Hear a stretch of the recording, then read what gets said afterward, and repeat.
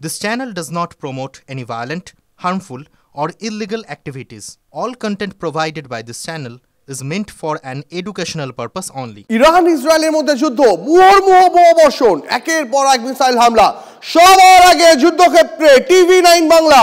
কিছুক্ষণ আগে বেইরুটে বোমা হয়েছে, ঘটনাস্থলে পৌঁছে গিয়েছেন আমাদের প্রতিনিধি সুমিত চৌধুরী।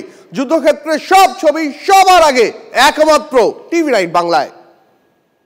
मौजूद हूं दाहिया के इलाके में। अगर आप देखें, सबसे पहले मैं आपको तस्वीरें दिखाता हूं, नसरल्ला की तस्वीरें। और अगर आप देखें इन इलाकों में, ये वो बिल्डिंग है दाहिया की जिनको बड़ा कमांड एंड कंट्रोल सेंटर कहा जाता है, खासतौर पे हिजबुल्लाह का।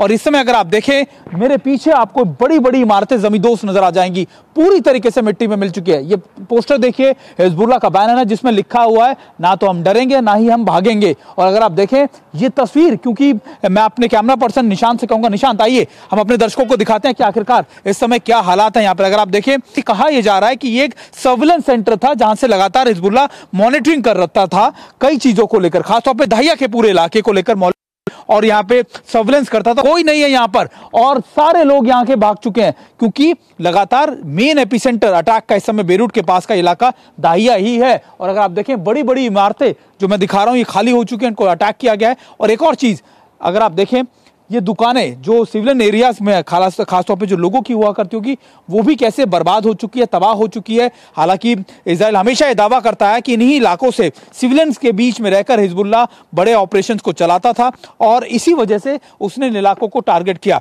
मैं और मेरे कैमरा पर्सन निशांत भारतवर्ष को, पूरी दुनिया को ये दिखा रहे हैं कि आखिरकार इस समय जो एपी सेंटर बना हुआ है इस जंग का, वहां हम मौजूद हैं। और ये देखिए, मैं एक बार फिर अपने कैमरा पर्सन को कहूंगा कि ऊपर दिखाएं कि इस समय क्या चीजें हैं यहाँ की। देखिए, और ऐसा नहीं है कि ये अटैक सिर्फ और सिर्फ एक ही पर्टिकुलर इलाके में, एक ही जगह पे किए हो, ये हर तरफ ये तस्वीरें। और ये मैं इसलिए दिखा रहा हूँ क्योंकि अगर आप देखें कि इस इलाके के अंदर, क्योंकि ये नसरल्ला का गढ़ माना जाता था, और यहाँ पर अगर देखें, मेरे कैमरा पर्सन आपको दिखाने की कोशिश कर रहे हो कि इस समय के अभी जो ताज़ा हालात हैं वो कैसे हैं। इजराइल ने यह भी कहा है कि इन इलाकों को जल्दी से जल्दी खाली कर दें, तभी आपको यहाँ पर ज़्यादातर लोग नहीं नजर आएंगे, आपको सारी इमारतें खाली नजर आएंगी। क्योंकि इजराइल का मानना यह है कि इन सभी इमारतों में कहीं ना कहीं हिजबुल्लाह ने अपने कमांड एंड कंट्रोल सेंटर बना रखे हैं, तो इसी वजह से ज़्यादातर टारगेट किया जा रहा है। तो इन इलाकों में लोग भाग चुके हैं यहाँ से, सिविलियंस तो ज़्यादातर मैं आपको बता रहा हूँ भाग चुके हैं। और अगर आप देखें उधर की तरफ, तो ये इमारतें, जो दूसरी इमारतें हैं, उनको भी नुकसान पहुंचा है।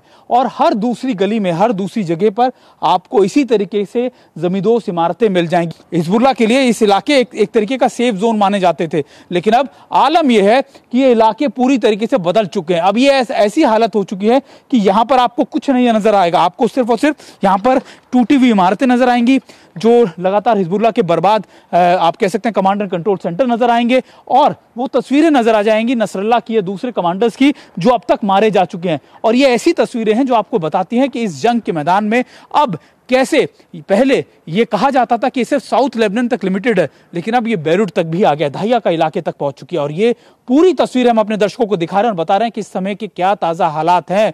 बेरूट में हर रात बड़ी एयर स्ट्राइक्स की जा रही हैं आसपास के साउथ सबर्ब्स में, और ये इसलिए क्योंकि इजराइल को जहां जहां लगता है कि यहां पर हिजबुल्लाह की मौजूदगी है, इजराइल वहां पर अटैक कर देता है।